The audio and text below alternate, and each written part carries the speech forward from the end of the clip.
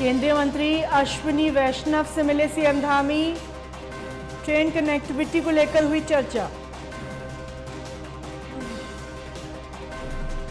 देहरादून में धीरेन्द्र शास्त्री लगाया 5 दिन का दरबार। सीएम धामी ने शास्त्री को बताया सनातन संस्कृति का रक्षक। श्रीनगर में राज्यपाल ने किए धारी देवी के दर्शन। एनआईटी के दीक्षांत समारोह में होंगे शामिल। छात्रों को वितरित करेंगे डिग्री। आर्मी का बाइकर्स अभियान दल पहुंचा गोपेश्वर। युवाओं को सेना में भर्ती होने के लिए किया प्रेरित। अग्निवीर के बताए लाभ। देहरादून में बदमाशों के हौसले बुलंद। 3 बदमाशों ने युवकों को मारी गोली। पुलिस मामले की जांच में जुटी।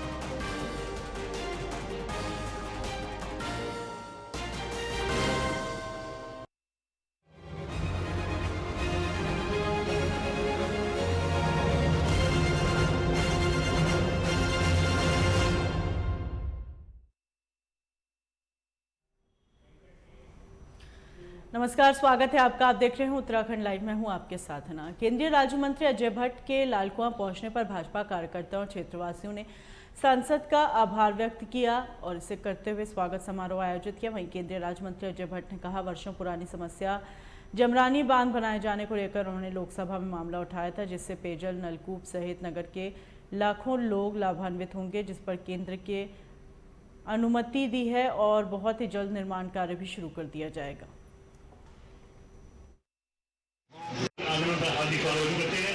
हम प्रभु से आगे भी ऐसे हम स्वागत हैं। देश की माननीय इतिहास में एक इतिहास और जोड़ दिया है। तारीख का जो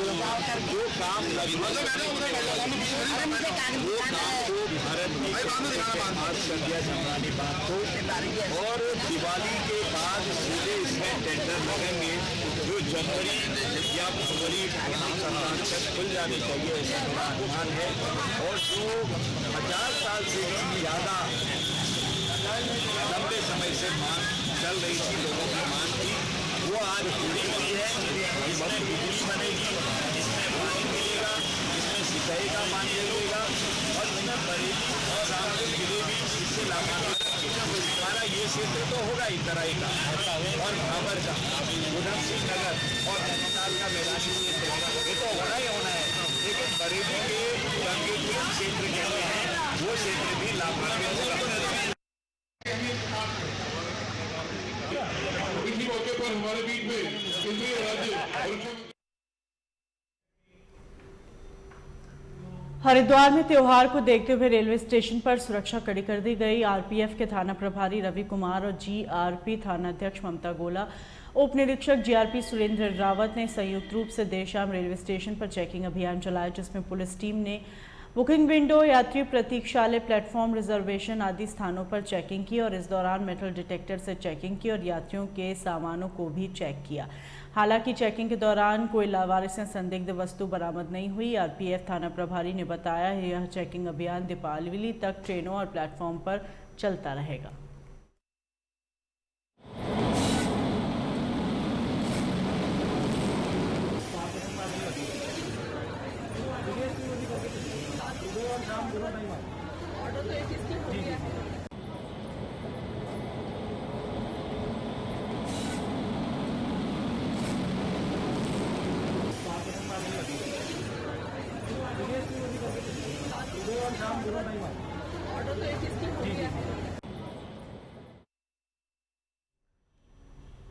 वहीं हरिद्वार की सिडकुल पुलिस ब्रह्मपुरी रावली महदूद में फ्लैग मार्च निकाला। इस मौके पर फ्लैग मार्च सिडकुल के बिस्कुट चौक से शुरू होकर बाजार के अलग अलग स्थानों चौराहों से होते हुए अपने गंतव्य स्थल तक पहुंचा।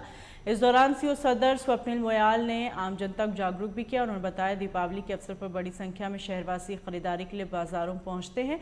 ऐसे में कई आपराधिक तत्व भी उन पर नजर रखे होते हैं। इन सभी घटनाओं पर अंकुश लगाने और आमजन से विश्वास और अपराधियों में डर पैदा करने के उद्देश्य से फ्लैग मार्च निकाला गया। फ्लैग मार्च हमने राजा बिस्कुट से शुरू किया था और रावली महदूद होते हुए ब्रह्मपुरी, रोशनपुरी होते हुए चौहान मार्केट से हमने पूरा सर्कल किया और फाइनली राजा बिस्कुट पे ख़त्म किया।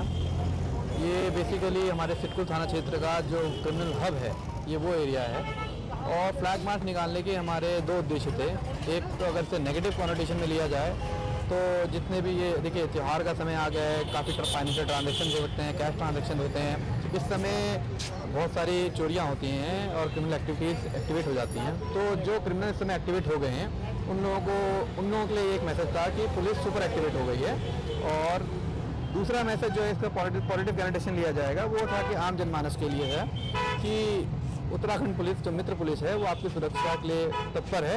आप फ्रीली अपना त्यौहार एंजॉय करिए, घूमिए फिरिए, किसी भी टाइम बाहर जाइए और एंजॉय करिए, आपको किसी तरह का कोई खतरा नहीं। तो दिवाली नज़दीक है, यहाँ लाखों की संख्या में अन्य राज्यों से जो लोग काम देने के लिए आते हैं, कहीं न कहीं काफ़ी भीड़ भाड़ भी सड़कों पर होती है, उसके लिए क्या मैसेज होगा इसमें? देखिए, जो बाहर के लोग आ रहे हैं उनके लिए ऑलरेडी हम लोग सत्यापन ड्राइव चला चुके हैं। हमने सिर्फ सिडकुल थाने क्षेत्र में भी सत्यापन ड्राइव चलाया था, रानीपुर थाने क्षेत्र में भी सत्यापन ड्राइव चलाया था। और जहां तक ट्रैफिक का सवाल है कि हर रोज़ हमारे कप्तान साहब के आदेश के अनुसार शाम को 5 बजे से 8 बजे तक रोज़ हमारा ड्राइव चल रहा है, जिसमें हम लोग ट्रैफिक कंट्रोल करते हैं और जो भी ट्रैफिक वायलेशन होते हैं उनके चालान काटते हैं।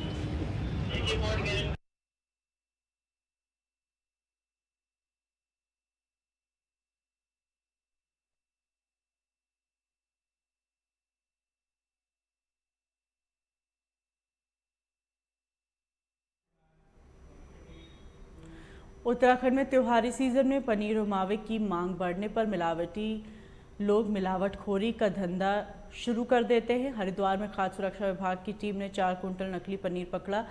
पुलिस ने पनीर के सैंपल लिए और 4 कुंटल पनीर को गड्ढे में दबाकर नष्ट कर दिया। वहीं जिला खाद्य सुरक्षा अधिकारी एमएन जोशी का कहना है उत्तर प्रदेश के बॉर्डर से माल हरिद्वार और उत्तराखंड के दूसरे जिलों में पहुंचता है, उसको लेकर भी खास सतर्कता बढ़ती जा रही है।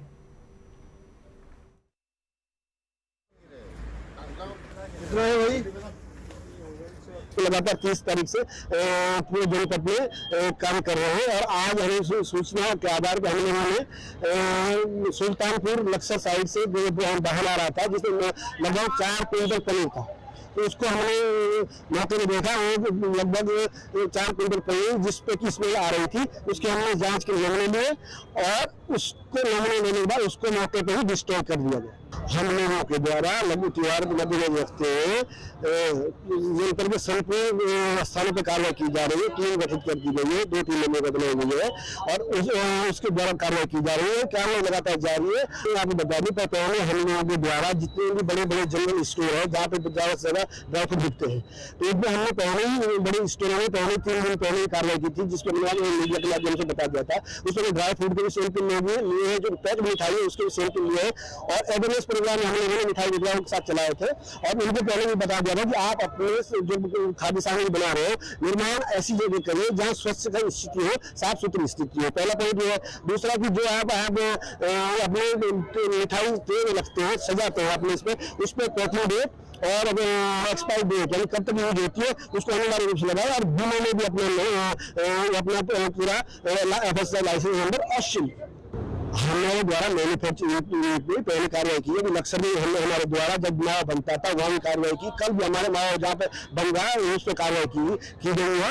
हम जहाँ निर्माण शाखा है वहाँ भी पहले हम कार्रवाई कर चुके। अब जो सप्लाई बाहर से बाहर आ रहे हैं जहाँ शंका होती है हम कार्रवाई करते हैं, लेकिन हमारी कार्रवाई लगातार हर समय हमारी चलती रहती है। जो यहाँ इनपुट होते हैं बाहर के आते हैं कि कहीं जैसे कोई सामान आ रहा है, पनीर वगैरह आ रहा है, उसको इनपुट मिलते उस पर हम कार्रवाई करते हैं, सड़क नहीं पकड़ा जाए।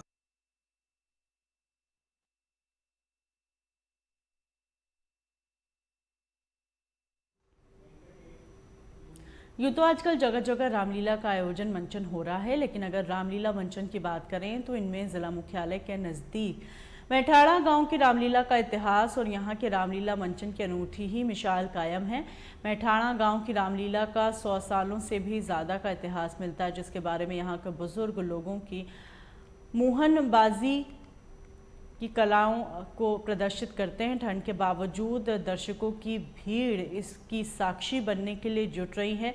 यहाँ रामलीला मंचन की अनूठी मिसाल कायम हो रही है। मैठाड़ा गांव की रामलीला का 100 सालों से भी ज़्यादा बड़ा इतिहास है, जिसके बाद से यहाँ बुजुर्ग लोगों की मोहनबाजी सुना जा सकती है। आजकल भी मैठाड़ा गांव में रामलीला का मंचन किया जा रहा है, जिससे दर्शकों का हर रात हुजूम उमड़ रहा है।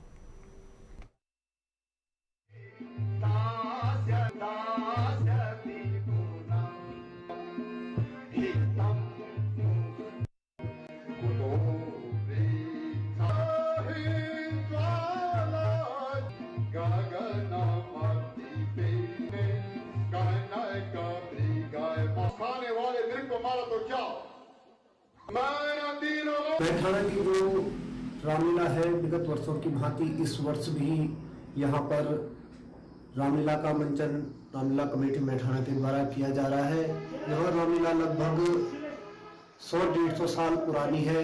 हमने अपने बुजुर्गों से सुना है कि जब यहाँ पर लाइट की व्यवस्था नहीं होती थी तो चीड़ की लकड़ी, जिसे स्थानीय भाषा में छिल्ला कहा जाता है, उसे जलाकर यहाँ पर इस रामलीला का मंचन किया जाता था। तब से यह रामलीला निरंतर चली आ रही है और इस साल भी यहाँ पर रामलीला का मंचन किया जा रहा है। यहाँ की जो रामलीला है उसकी एक विशेषता है कि यहाँ जो अंगद रावण का संवाद होता है वो पूर्ण रूप से संस्कृत में होता है और इस रामलीला में आधुनिक तकनीकों का भी यूज किया जा रहा है, जिसमें कास्टिंग दिखाई जा रही है और यह रामलीला निरंतर आगे बढ़ती रहे। और मैठाणा के सभी राम भक्तों को तथा क्षेत्र के सभी राम भक्तों को रामलीला कमेटी मैठाणा सभी का आभार व्यक्त करती है और भगवान श्री राम की इस मंचन में इस क्षेत्र में जिले में मेरे ख्याल से लगभग 100 वर्ष पुराना हमारा रामलीला का इतिहास रहा है, जिसमें कि हमारी जो रामलीला चलती है इसमें कुछ संवाद हमारे बड़े महत्वपूर्ण हैं, जिसमें परशुराम लक्ष्मण संवाद हुआ और अंगद रावण संवाद हुआ। ये पूरे हमारे अपनी संस्कृति और अपने ग्रंथों से आधारित संस्कृत भाषा में ही उनका प्रयोग किया जाता है। और साथ में हमारे यहाँ का जो सबसे दिव्य और भव्य कार्यक्रम है केकई और दशरथ संवाद के रूप में जाना जाता है, कोई भवन के रूप में। ये भगवान श्री राम की लीला में एक विशेष महत्व रखता है, इसलिए इस क्षेत्र के सभी राम भक्तों पे भगवान श्री राम की कृपा बनी रहे और राम सबकी मनोकामनाएं पूर्ण करे तथा क्षेत्र में खुशहाली और दिव्यता प्राप्त हो। इन्हीं शब्दों के साथ हम भगवान श्री राम की इस मंच को पुनः नमन करते हैं, प्रणाम करते हैं।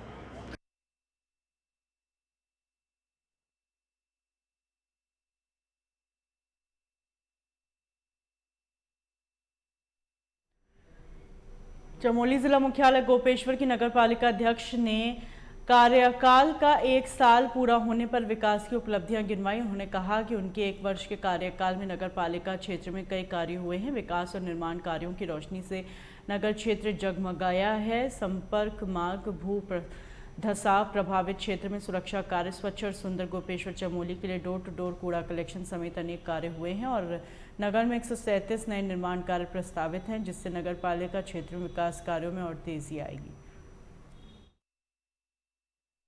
क्षेत्र को स्वच्छ बनाने के लिए मैंने डोर टू डोर, ये 1 वर्ष का कार्यकाल जो मेरा रहा, सबसे बड़ी उपलब्धि तो मेरी जनता जनार्दन की है, जिनका सहयोग मुझे मिला। और नगर पालिका क्षेत्र में काम करने के लिए सबसे बड़ी उपलब्धि मेरी एक जो गौ सदन का काम जो मैंने शुरू किया, सबसे पहले गौ सेवा है, तो गौ सदन सुचारू रूप से चल रहा है। वो जो अभी हमारा गौ सदन बन रहा है अलकापुरी में, वो एक बड़ा सा गौ सदन बन रहा है। दूसरी उपलब्धि मेरी यहाँ पर गोपेश्वर में पार्किंग की सबसे बड़ी असुविधा थी, तो हमने पार्किंग के लिए जो यहाँ पर गणपया टैक्सी स्टैंड पर पार्किंग हमारी बनने जा रही है। दूसरे गोपेश्वर नगर में मेरे से जितना हो सके, जैसे लाइटिंग है और ये ओपनिंग पार्क है और रास्ते हैं, नालियाँ हैं, इनको सुधारीकरण का काम मैंने 1 साल के बीच किया है। मैं सभी नगर वासियों का बहुत बहुत आभारी हूँ और आप मीडिया के जितने भी, ये 1 वर्ष का कार्यकाल जो मेरा रहा, सबसे बड़ी उपलब्धि तो मेरी जनता जनार्दन की है, जिनका सहयोग मुझे मिला। और नगर पालिका क्षेत्र में काम करने के लिए सबसे बड़ी उपलब्धि मेरी एक जो गौ सदन का काम जो मैंने शुरू किया, सबसे पहले गौ सेवा है, तो गौ सदन सुचारू रूप से चल रहा है। वो जो अभी हमारा गौ सदन बन रहा है अलकापुरी में, वो एक बड़ा सा गौ सदन बन रहा है। दूसरी उपलब्धि मेरी यहाँ पर गोपेश्वर में पार्किंग की सबसे बड़ी असुविधा थी, तो हम लोग पार्किंग के लिए जो यहाँ पर गणपया टैक्सी स्टैंड पर पार्किंग हमारी बनने जा रही है। दूसरे गोपेश्वर नगर में मेरे से जितना हो सके, जैसे लाइटिंग है और ये थीम पार्क है और रास्ते हैं, नालियाँ हैं, इनको सुधारीकरण का काम मैंने 1 साल के बीच किया है। मैं सभी नगर वासियों का बहुत बहुत आभारी हूँ और आप मीडिया के जितने भी ये 1 वर्ष का कार्य डोर टू डोर क्षेत्र में विभिन्न स्थानों पर। हरिद्वार देहरादून के बीच उत्तरी हरिद्वार में लंबे समय से बन रहे फ्लाईओवर का काम जल्द पूरा होने वाला। करीब 2.5 किलोमीटर लंबा फ्लाईओवर तैयार होने जा रहा है। ट्रैफिक के अलावा स्थानीय लोगों को भी बड़ी राहत मिलेगी। वहीं सांसद रमेश पोखरियाल निशंक ने NHAI के अधिकारियों के साथ फ्लाईओवर का निरीक्षण किया और अधिकारियों ने दिसंबर तक पुल को आम लोगों की आवाजाही के लिए शुरू करने का दावा किया। वो ठीक है आपके हिसाब से, लेकिन इतना ज़्यादा जो है, ये बात जरूर है कि विलम्ब हुआ। विलम्ब का कारण भी क्योंकि पहले 100 मीटर का था, फिर ये हुआ कि नहीं इसको तो बढ़ना चाहिए कि भीड़ को वो नहीं कर सकेगा, तो फिर 230 मीटर का हुआ 0.65। तो 2.5 किलोमीटर से भी बड़ा ये बन रहा है, ये अपने में ऐतिहासिक है। मैं हरिद्वार के लोगों को बहुत बधाई देना चाहता हूँ। इसको हम नवंबर लास्ट तक पूरा कर रहे हैं, दिसंबर में हम इसको खोलेंगे। बहुत लंबी प्रतीक्षा के बाद ये बड़ा काम हो रहा है।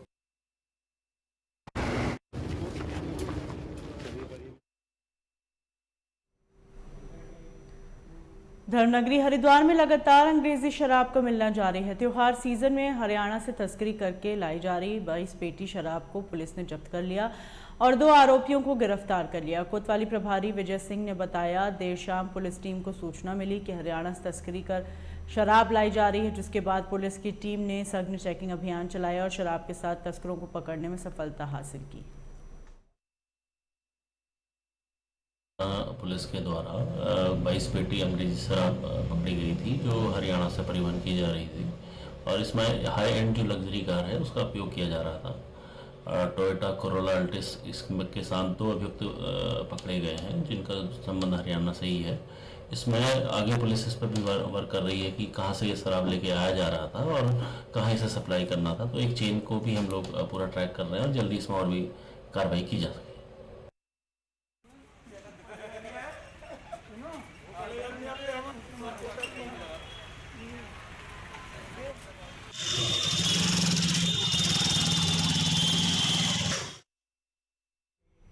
नैनीताल में पार्वती प्रेमा जगाती Saraswati Vihar senior secondary school में वार्षिकोत्सव कार्यक्रम का आयोजन हुआ, जिसमें मुख्यमंत्री पुष्कर सिंह धामील शामिल होकर कार्यक्रम का शुभारंभ किया। वहीं अपने संबोधन में उन्होंने सभी छात्र छात्राओं व महानुभावों का हार्दिक स्वागत व अभिनंदन किया और कहा कि स्कूल भविष्य में सफलता की नए आयाम स्थापित करे।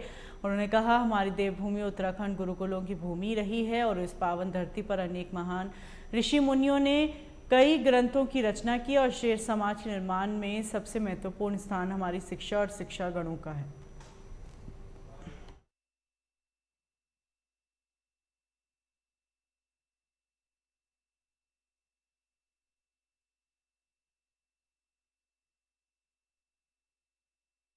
किसी अकबर, बाबर या गजनी से नहीं, भगवान श्री राम वो इस देश के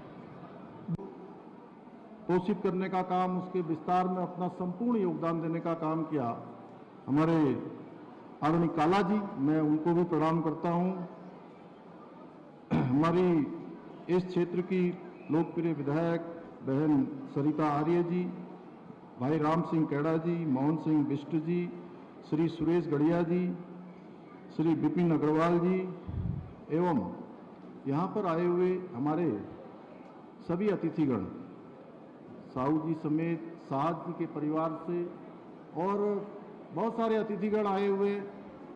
मैं सभी को जो आज पूरे संपूर्ण भारतवर्ष से और विदेशों से भी, जैसा आदरणीय श्याम जी ने बताया कि लगभग 14 प्रांतों से और हमारे पड़ोसी देशों से भी यहाँ पर विद्या अध्ययन के लिए आए हुए सभी छात्र और छात्रों के सभी अभिभावक बंधु जो बड़ी संख्या में आए हैं, मैं उनका भी देवभूमि उत्तराखंड आगमन पर उत्तराखंड के मुख्य सेवक के नाते मैं आप सभी का हृदय की गहराइयों से आप सबका मैं अभिनंदन करना चाहता हूं।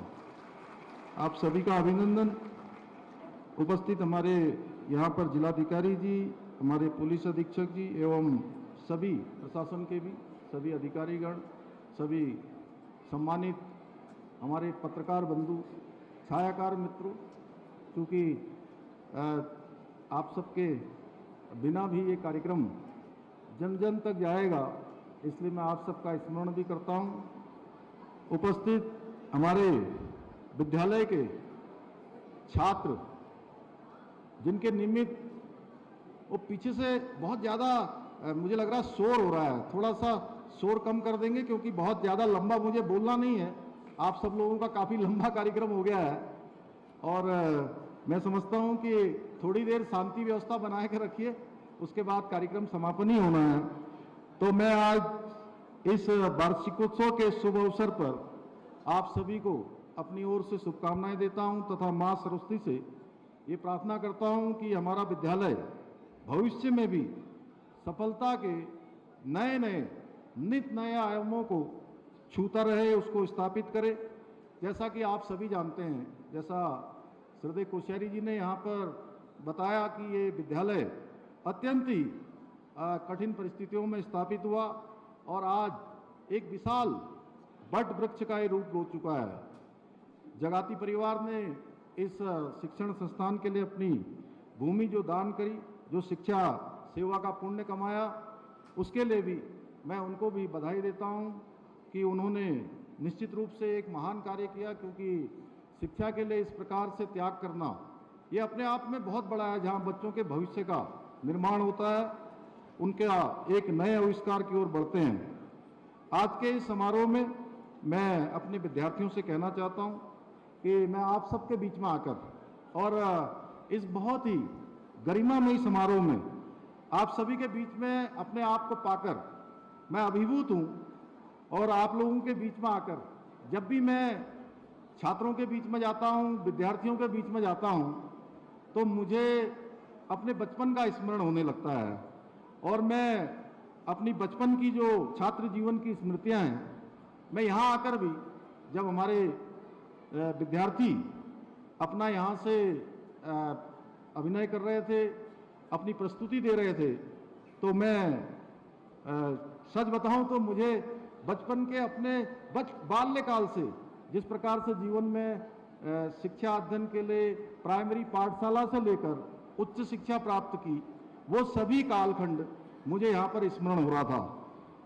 और मैं आप सबसे कहना चाहता हूँ, जैसे कि अब मैं जब यहाँ पर सबसे पहले जो छात्र आए थे, उन छात्रों को जब प्रोत्साहित करने के लिए, हम पुरस्कार देने के लिए आए थे, तो मैंने उनसे पूछा कि आप सब लोग कौन सी कक्षा के छात्र हैं, तो उन्होंने कहा हमने 12वीं पास कर ली है, 12th पास हो गए हैं। तो मैं कहना चाहता हूं कि अब ये 12th के बाद जो बचपन का जो दौर होता है, उस दौर से हम आगे निकलने लगते हैं और ये दौर ही अलग होता है, क्योंकि रोज हमको ये लगता है कि अब इस दौर के बाद जो 12th पास हो गए, कोई बीएससी करेगा, कोई बीकॉम करेगा, कोई बीए करेगा, कोई डॉक्टरी पढ़ेगा, कोई इंजीनियरिंग में जाएगा, कोई किसी अन्य क्षेत्र में जाएगा। किसी को लगेगा कि मैं अब ये बनने वाला हूँ, मैं अब वो बनने वाला हूँ और अब हम ये बनेंगे।